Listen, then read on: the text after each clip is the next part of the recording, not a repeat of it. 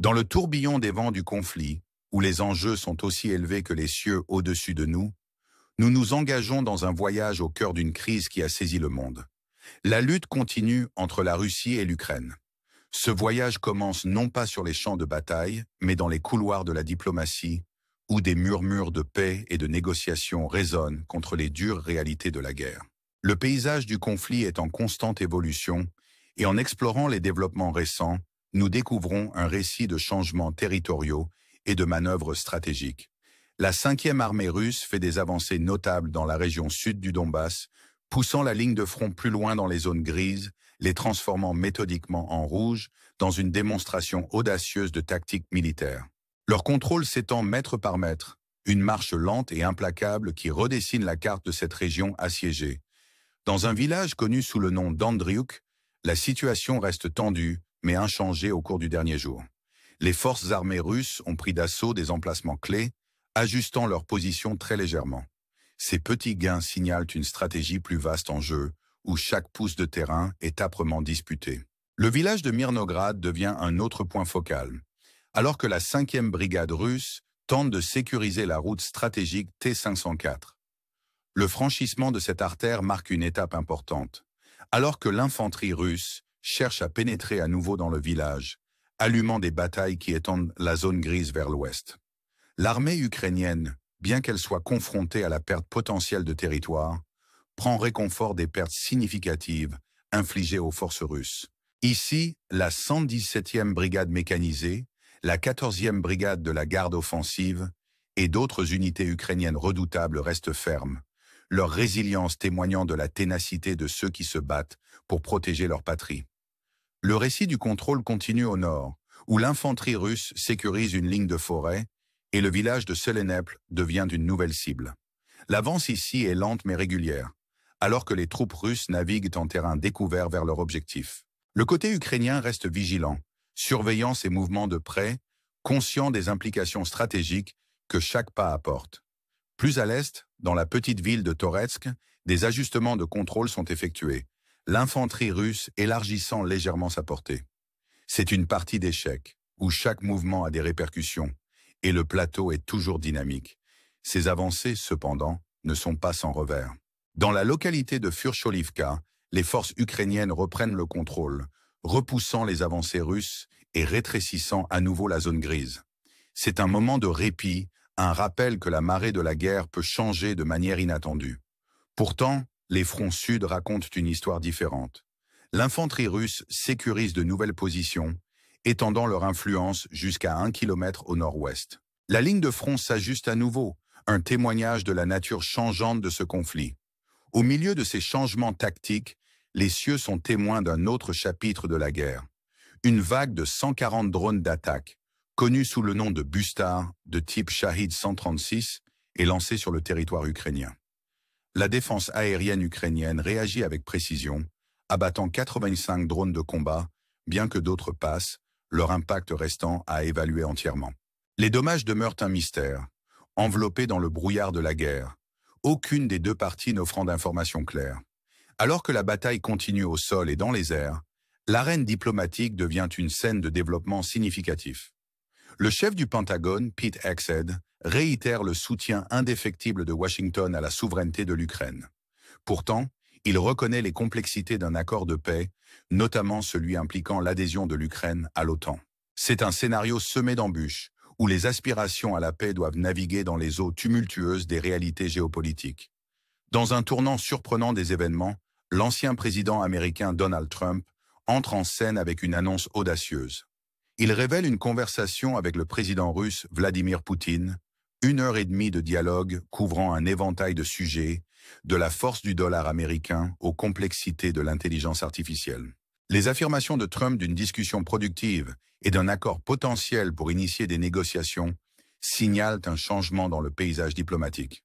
La conversation, initialement proposée par la Russie, suggère une volonté des deux côtés d'explorer des voies vers la paix.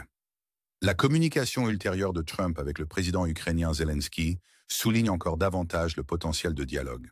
Les discussions sont décrites comme positives, avec les deux dirigeants montrant un engagement en faveur de la paix. La prochaine conférence de sécurité à Munich se profile à l'horizon, une plateforme où ses efforts diplomatiques pourraient gagner encore plus de momentum. Alors que Trump tient une conférence de presse, il souligne l'impraticabilité de l'adhésion de l'Ukraine à l'OTAN et les complexités de la récupération des territoires occupés par la Russie. Pourtant, il reste optimiste quant aux perspectives de l'Ukraine de reprendre certaines terres perdues, tout en laissant entendre une rencontre entre Poutine et l'Arabie saoudite. L'échiquier politique est en place, chaque mouvement étant soigneusement calculé, alors que Trump souligne l'importance du soutien continu à l'Ukraine. Les implications financières ne sont pas perdues dans ce récit, alors que Trump souligne le retour des fonds de soutien américains sous forme de matières premières et de métaux, un mouvement stratégique visant à renforcer les intérêts américains. Les marchés financiers, toujours sensibles au vent du changement, réagissent fortement à ces développements. L'indice boursier russe RTS voit un changement dramatique, augmentant de plus de 15% en une semaine. Le rouble, lui aussi, se trouve en flux, sa valeur par rapport au dollar américain fluctuant, alors que les marchés digèrent les implications de ces ouvertures diplomatiques. Pourtant, dans les cercles militaires, les réactions sont mitigées. Du côté russe, il y a de l'optimisme, surtout avec la communication directe initiée par Trump. Les blogueurs militaires russes expriment une approbation prudente, considérant cela comme un pas positif vers la résolution. En Ukraine, cependant, l'humeur est plus sombre.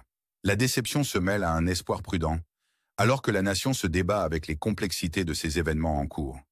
La perspective de négociation apporte une lueur d'optimisme, bien que le chemin à parcourir reste semé d'embûches. Alors que nous nous tenons au bord de potentiels pourparlers de paix, nous devons reconnaître le long et ardu chemin qui nous a menés ici. Après près de 3 ans de conflit, les premiers véritables pas vers la négociation émergent, promettant une lueur d'espoir au milieu des ténèbres. Pourtant, la route vers la résolution est longue, et le spectre d'un conflit continu plane. Les blogueurs militaires mettent en garde contre des hostilités prolongées, avertissant que la guerre pourrait se prolonger pendant de nombreux mois, peut-être même jusqu'à la fin de l'année. L'offensive militaire russe en cours en Ukraine reste une force redoutable, mais le paysage diplomatique offre un potentiel de changement. Dans les semaines et les mois à venir, le rythme des négociations sera crucial. Alors que nous naviguons dans ce terrain incertain, nous sommes rappelés de la puissance de la diplomatie, de la force de la résilience et de l'espoir durable pour la paix. Merci de nous avoir rejoints dans ce voyage à travers les complexités du conflit et de la diplomatie. Si vous avez trouvé ce rapport instructif et captivant, envisagez de laisser un j'aime et de vous abonner à notre chaîne. Votre soutien nous permet de continuer à vous apporter des analyses perspicaces des événements mondiaux. Jusqu'à la prochaine fois, restez informés et inspirés. Certainement, poursuivons notre voyage à travers la toile complexe des tensions géopolitiques et de la diplomatie en cours. En approfondissant, l'interaction entre les manœuvres militaires et le discours diplomatique devient encore plus marquée, peignant un tableau vivant d'un monde au bord d'un changement potentiel. La scène est plantée sur fond d'un conflit qui a longtemps capté l'attention mondiale, la guerre russo-ukrainienne, un récit aussi vieux que le temps lui-même, où les luttes de pouvoir et les ambitions territoriales se jouent en temps réel. Au premier plan de ce récit se trouve la danse délicate de la diplomatie, un ballet complexe de mots et d'intentions qui cherche à combler le fossé entre 2 nations en désaccord. L'engagement récent de l'ancien président Donald Trump avec le président russe Vladimir Poutine marque un moment charnière dans cette saga en cours. Leur conversation, couvrant une multitude de sujets, reflète un effort renouvelé pour explorer des avenues pour la paix.